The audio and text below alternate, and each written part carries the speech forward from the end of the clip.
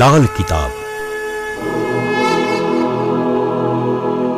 જેના સામાન્ય અને વૈજ્ઞાનિક ઉપાયો તમારા માટે પથદર્શક અવશ્ય બનશે. લાલ કિતાબ બનશે આપની સમસ્યાનો અંત, જેમાં આપના માર્ગદર્શક રહેશે શ્રી હરિવદનભાઈ ચોકસી.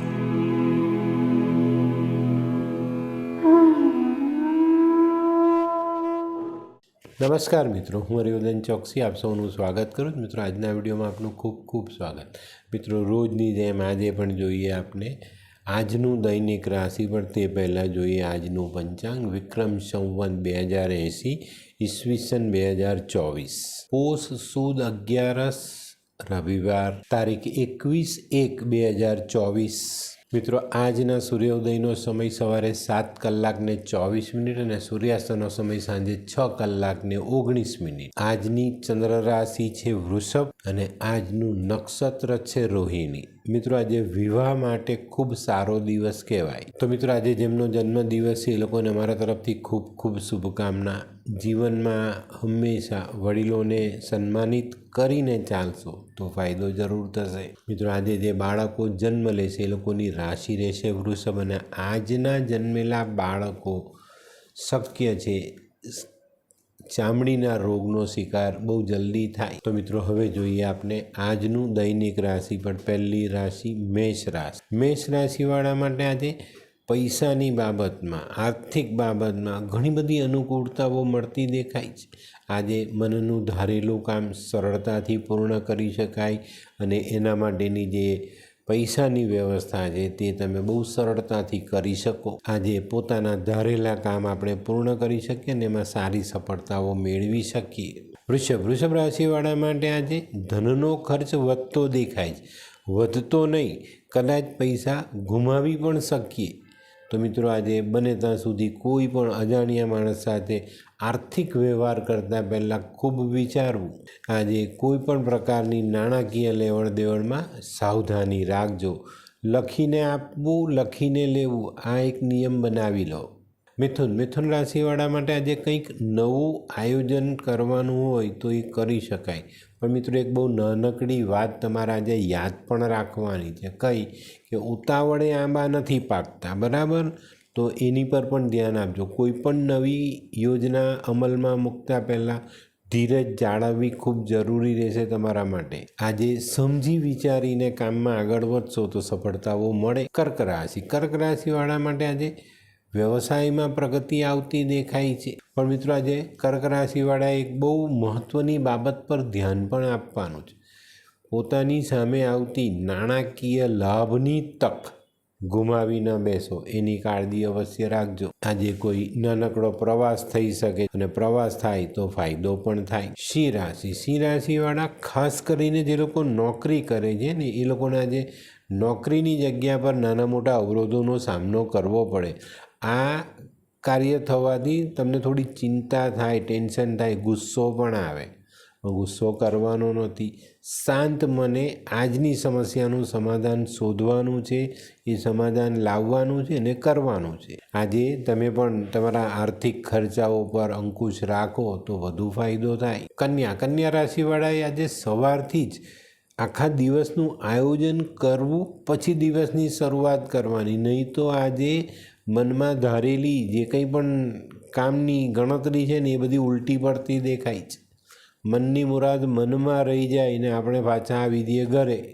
આનું ધ્યાન અવશ્ય રાખજો. આજે છે ને તમારે સફળતા માટે તમારા પ્રયત્નને વધારવા પડે, વધારજો. હોય લગ્ન મિલાપમાં વિઘ્ન કે પછી હોય બાળકને લગતી સમસ્યા, હોય શરીરમાં કોઈ ગંભીર બીમારી કે પછી હોય દાંપત્ય જીવનની સમસ્યા અથવા તો છે નોકરીની સમસ્યા, આ તમામ સમસ્યાના ઉકેલ માટે જોતા રહો લાલ કિતાબ.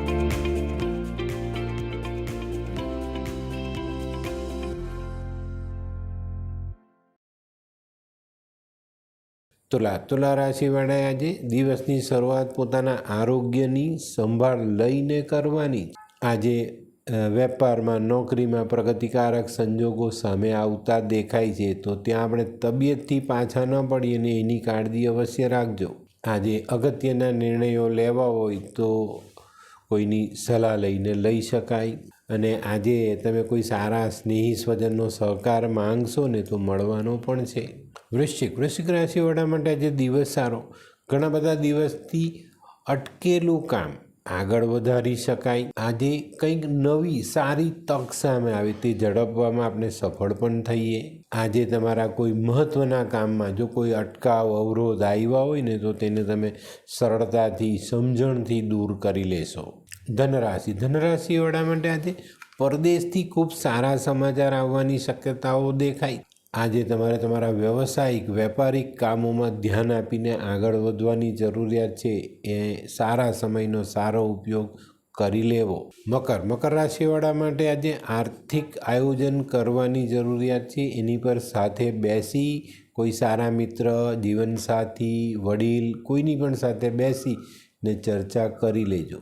આજે તમારા વ્યવસાયની બાબતમાં ખૂબ સારી તક તમને મળવાની છે. આજે છે ને તમારે ખોટા તર્ક વિતર્ક અને ખોટી શંકાઓને દૂર રાખવાની. કુંભ રાશિવાળા માટે આજે આવકમાં સુધારો થતો દેખાય. આજે તમારા પોતાના હાથ પરના કામોમાં સારી સગવડ મળી જાય, સારું વાતાવરણ બની જાય અને તમે શાંતિથી આ કામ પૂર્ણ કરી શકો. મિત્રો આજે આરોગ્યની સંભાળ જરૂર રાખજો. મીન રાશિવાળાએ આજે માન સન્માન જાળવવાની જરૂરિયાત છે. મિત્રો આજે તમારી સાથે કોઈ સારો માણસ જોડાય તો એને તમારે રિસ્પેક્ટ આપવાની છે, એને માન સન્માન આપવાનું. ઘરે કોઈ મહેમાન આવે, કોઈ અતિથિ આવે, કોઈ વડીલને મળવાનું થાય તો બધી જગ્યા પર તમારે આ બાબતનું ધ્યાન આપવું પડશે.